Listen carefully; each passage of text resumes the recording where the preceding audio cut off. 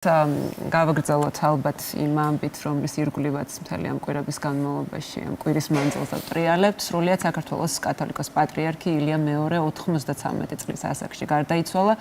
ილია მეორის გარდაცვალებასთან დაკავშირებით საქართველოში რამდენიმე დღე გლოვა გამოცხადდა. ბოლო დღეებში ჩვენი დილამშვიდობისა საქართველოს და არა მხოლოდ ჩვენი გადაცემა მიეძღვნა უწმინდეს, ვნახეთ ჩვენი მოქალაქეების გულწრფელი ემოციები. ეს დღეები მართლა მძიმე იყო ყველა ჩვენთაგანისთვის და ახლა პირდაპირ ეთერში გვიერთდება მამა ლონგინოს სუარიშვილი, თბილისის სასულიერო აკადემიისა და სემინარის კანონიკური სამართლის კათედრის გამგე, რომელიც ჩვენ შეკითხვებს უპასუხებს. მოგესალმებით დილამშვიდობში და ვიზიარებთ საყოველთაო ტრაგედიას ყველასთვის. ჩვენ საუბრობთ მაყურებლის და ყველა ჩვენგანის ემოციებზე და ბუნებრივია ყველა აღნიშნავთ და რიგითი მოქალაქეები აღნიშნავენ, რომ ასეთი ერთიანობა იშვიათად უნახავთ და გვინახავს. ილია მეორემ გაგვაერთიანა მართლაც ყველა და საინტერესოა თქვენი ემოციები როგორია? ნამდვილად, რა თქმა უნდა, სერიოზული ტრაგედია, ესე რომ ვთქვათ, გამომდინარე იქიდან, რომ თუნდაც ჩვენი პატრიარქის ხანგრძლივი მოღვაწეობიდან გამომდინარე, რომელმაც თითქმის ნახევარი საუკუნის განმავლობაში გასწია საპატრიარქო უღელი და მისი პიროვნული თვისებებიდან გამომდინარე, როგორი ქარიზმატულიც იყო ეს პიროვნება, შეიძლება ითქვას ეს იყო რაღაცა ძველი თაობის უკანასკნელი მოჰიკანებით ჩვენი ქვეყნისათვის და რა თქმა უნდა ესეთი ადამიანის სამქვეყნიდან გასვლა ყოველთვის არის დიდი დანაკლისი და ერთგვარი სულიერი დაუბლება მთელი ქრისტიანული საქართველოს ქვეყნის ქრისტიანული ერისთვის და არა მარტო ჩვენი ქვეყნისთვის. ასია. ისტორიული კუთხით რომ შევხედოთ, თავის დროზე როგორ აირჩიეს პატრიარქად ილია მეორე და ყოფილა თუ არა რთული ან გამორჩეული შემთხვევები საქართველოს ეკლესიის ისტორიაში, გვაინტერესებს თქვენგანი. დიახ, რაც შეეხება იმ ისტორიულ პერიოდს, როდესაც მოხდა ჩვენი კათოლიკოს პატრიარქის არჩევა პატრიარქად, აბსოლუტურად სხვა ისტორიული ვითარება იყო, მოიხსენებათ ეს ჯერ კიდევ იყო ათეისტური რეჟიმის ეპოქა და რაც შეეხება საქართველოს ეკლესიას, სულ რამოდენიმე მღვდელმთავარი იყო, ვინც ასე თქვა, საპატრიარქო კანდიდატად იყო წარდგენილი. სულ რაღაც 4-5 მღვდელმთავარი იყო.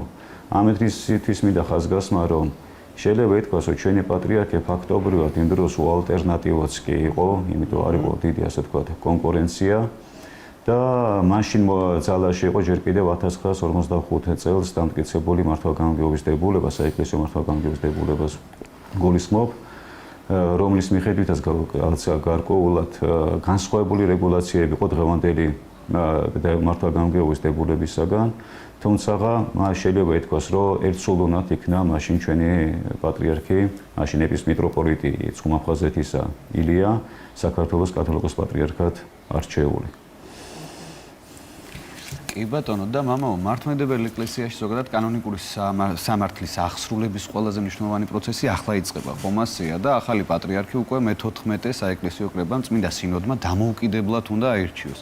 აი როგორი იწყება ზოგადად პატრიარქის არჩევის პროცესი? აი ნაბიჯ-ნაბიჯ რო გავყვეთ ყველა ეტაპს თუ შეიძლება.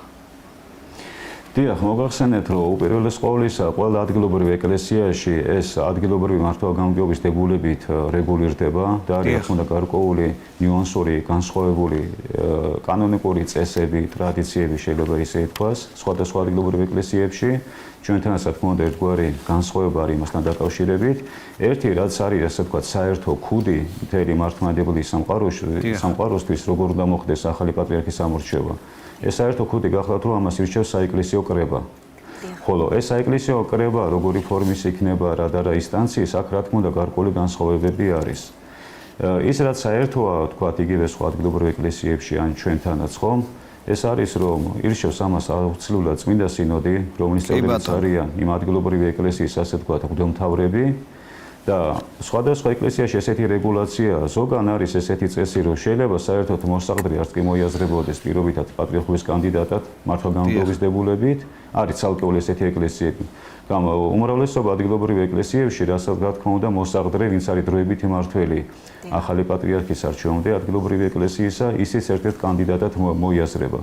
გარდა ამისა, ზოგიერთ ეკლესიაში არის, რომ ყველა ეპისკოპოსი არ გვევლინება წმინდა სინოდის წევრად. და მხოლოდ არის ეგრეთი განსაზღვრება მღვდელმოქმედი წევრები და მოწვეული წევრების წმინდა სინოდის. და აი მაგალითად იგივე რუსეთის ეკლესიის მართლგამგეობა რა ვიყოთ მაგალითისათვის. იქ საპატრიარქო კანდიდატებად შერჩევა ხდება მხოლოდ მუდმივმოქმედი, ასე ვთქვათ, სინოდის წევრებისაგან. ანუ შესაბამისად ის ეპისკოპოსი, ვინც არ არის მუდმივმოქმედი სინოდის წევრი, ის ავტომატურად არც მოიაზრება საომავლოდ საპატრიარქო კანდიდატად. მაგალითად კვიპროსის ეკლესიაში ძალიან საინტერესო ესეთი ფორმა არსებობს, რომ იქ როგორც პოლიტიკური არჩევნები, აი ესეთი სახალხო არჩევნები ტარდება, ანუ ხმის მიცემა შესაბამის უბნებზე. აი ესეთი განსხვავებული წესი არსებობს. სერბეთის ეკლესიაში, რაც ახლა მახსენდება, იქ რა თქმა უნდა საეკლესიო კრება ირჩევს სამ სავარაუდო კანდიდატს და შემდეგ წმინდა ტრაპეზი, ანუ საკურთხეველში იდება მათი სახელები, ტარდება წირვა და წელისყრით იღებენ ერთ-ერთ სახელს და ეს ითვლება უფლისაგან, ასე ვთქვათ, გამორჩეულ ადამიანად.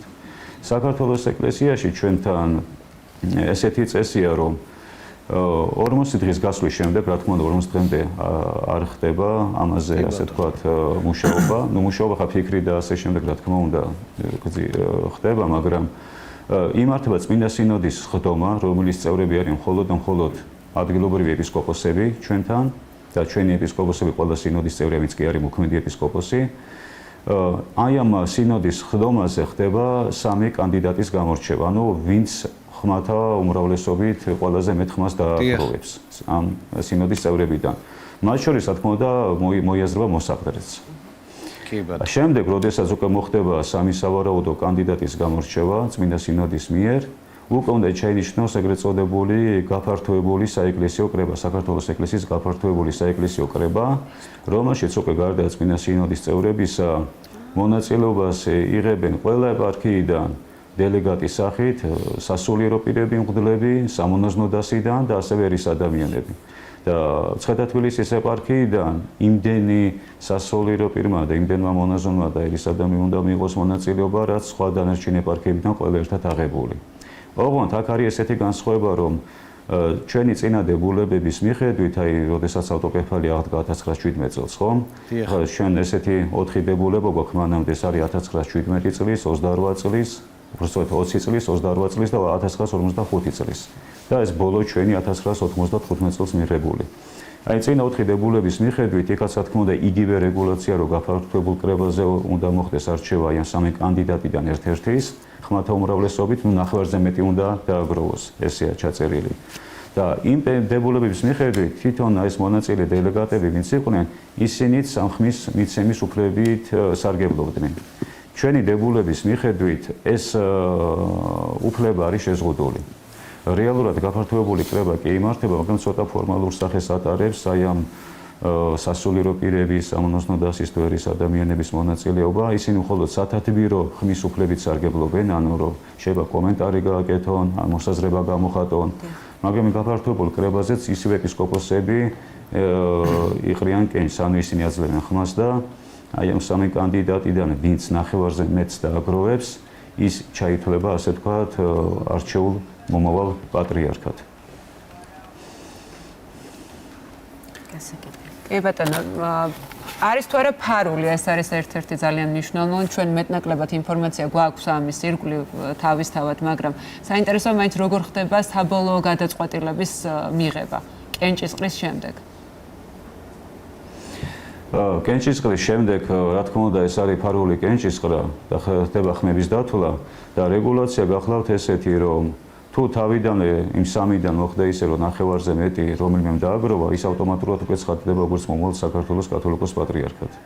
მაგრამ თუ მოხდა ისე, რომ ნახევარზე მეტი ხმები ვერ დააგროვა, ორი კანდიდატი, ვისაც ყველაზე მეტი ხმა აქვს დაგროვილი, მერე მათ შორის იმართება, ასე ვთქვათ, ფარული კენჭისყრა და იქ უკვე ვინც უფრო ხმების უმრავლესობას დააგროვებს, უკვე ავტომატურად მისი გამოცხადება ხდება მომავალ საქართველოს, ასე ვთქვათ, კათოლიკოს პატრიარქად. და ვადები თუ არსებობს დადგენილი, როდის უნდა ვიცოდეთ ახალი პატრიარქის ვინაობის შესახებ? ნუ ჩვენი დებულების მიხედვით გვიწერია, რომ არა უადრეს 40 დღისა და არა უგვიანეს 2 თვის. ანუ რაღაცა მე-40-დან მე-60 დღემდე, ან 20 დღის ვადაში უნდა მოხდეს ახალი პატრიარქის არჩევა. თუმცა სიტყვაზე ვამბობ, თუ ეხლა რაღაცა ისეთ მოვლენებთან მოგვიწია შეხება, რომ შეიძლება ეს გაიწელოს, გართულდეს ვერ მოხდეს დროულად შერჩევა, რა თქმა უნდა, ახლა ვადის გადაწევა ის ფაქტით შეიძლება დაფიქსირდეს, მაგრამ ყოველ შემთხვევაში გონივრული ვადაა დაფიქსირებული, რომ 20 დღის ვადაში უნდა მოხდეს ახალი პატრიარქის არჩევა. კი ბატონო, მადლობა მამაო. მოიცალეთ ჩვენთვის და ჩვენთვის მნიშვნელოვან საზოგადოების მნიშვნელოვან კითხვებზე გაგვეცით პასუხი. ძალიან დიდი მადლობა.